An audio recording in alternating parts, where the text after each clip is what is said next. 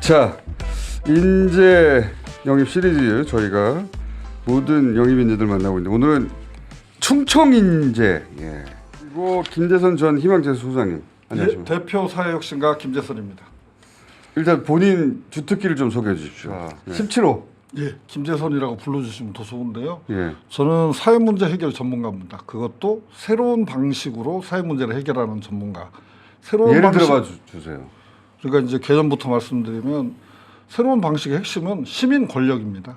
시민들 속에서 문제를 정의하고 답을 찾아가는 그런 게 바로 새로운 방식의 사회문제 해결 길이고요. 예를 들어봐 주세요 좀. 어떤 문제, 이런 문제가 있었는데 이런 식으로 접근했다. 갑자기 예를 들으라고 하니까 예를 들어주셔야 저희가 이해할 수 있죠. 예. 세 분 모두 굉장히 생소합니다 지금 제가.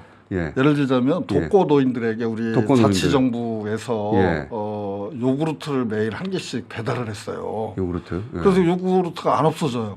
그러면 아프시거나 탈이 났다는 걸 발견하게 돼요. 전에는 우리가 독거노인을 돌보는데 무슨 일이 생겼나 안 생겼나 라고 하면 사람을 꼭 붙여서 문제를 해결하려고 했는데 정기적으로 뭔가를 배달하고 없어지지 않으면 그렇다. 요즘은 이제 IT 기기가 발달해서 또 이제 더 진화했는데요. 전통적이고 고전적인 방식으로 문제 해결하는 게 아니라 새로운 방식으로. 그런데 그 지혜는 다 시민들 속에 나오고 그래서 시민 권력이 중요하다는 겁니다. 요구르트를 전날 안 드시고 그대로 있다. 그러면 틀림없이 무슨 일이 생겼다라고 바로 알 수 있는 거죠. 그렇죠. 요구르트하고 그렇게 연결되는구나. 이거 지금 새로운 접근 방식 맞네요. 그렇게 전혀 새로운 방식으로 문제 해결하는 전문가다. 그렇습니다. 그래서 그걸 저희들은 새로운 문제 해결, 사회 혁신이라고 부릅니다. 그걸 사회 혁신이라고 부른다. 이게 제일 쉽지 않습니다. 17호 하시는 일을 이해하는 게 새로운 방식으로 접근한다는 거잖아요. 예, 뭐 별로 어려운 게 아니었는데요. 듣고 보니 결과는 어렵잖아요.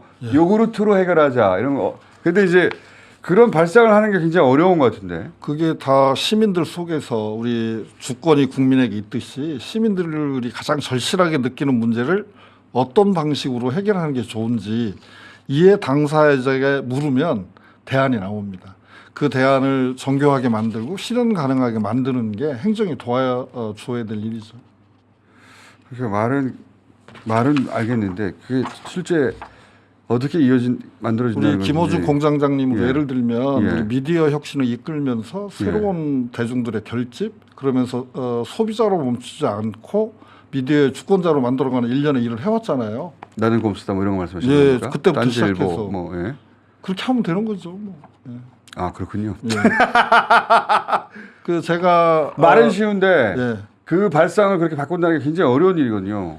요구르트를 해결하자 이런 거. 참여정부라든지 문재인 정부는 정부 혁신, 행정 혁신에 대해서 아주 깊은 관심을 가졌습니다. 우리 행정 혁신을 본격화한 것도 김대중 정부거든요.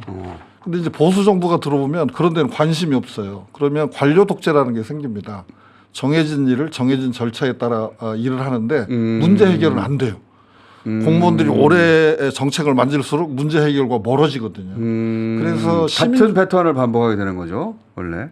이 정부 들어서 보수는? 더 비극적인 것은 아무것도 안 한다는 거죠. 일하면 혼나기 때문에 꼼짝달싹 안 한다는 그래요? 건데. 현장 공무원들이? 분위기가 그렇죠. 움직이면 당한다.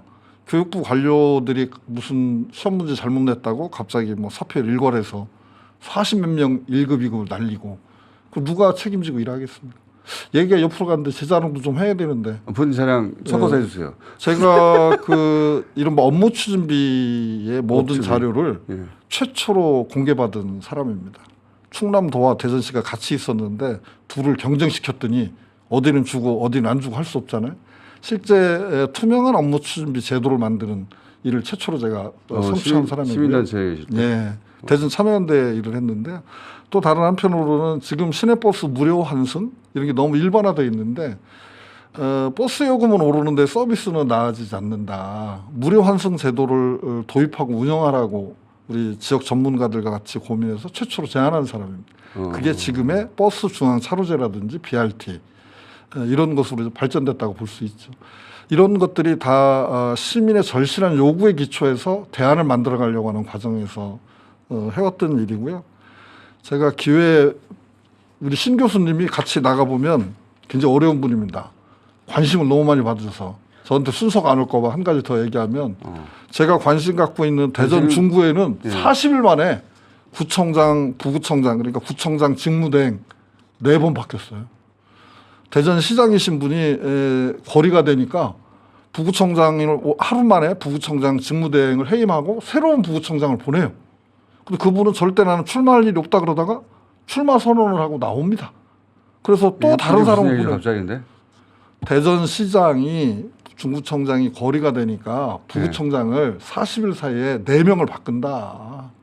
그러니까 이게 자치 행정을 주민을 위해서 쓰는 게 아니라 현재 행정을 정치의 도구로 쓰는 그런 게 바로 지금 국민의힘 자치단체장들의 행태입니다.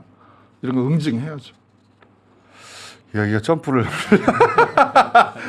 순식간에 여러 단계를 해가지고 자 오늘 첫 시간으로 오신 거 하고요. 왜냐하면 이 세 분은 지금까지의 인재 영입하고는 결이 좀 다릅니다. 지역을 베이스로 할 뿐만 아니라 특정 전문 영역의 전문가들이다 보니까 엄청 재미없거든요. 이해하기도 쉽지 않고. 근데 듣다 보니까 재밌네요. 듣다 보니까. 이거 자세히 좀 들어봐야 되겠는데.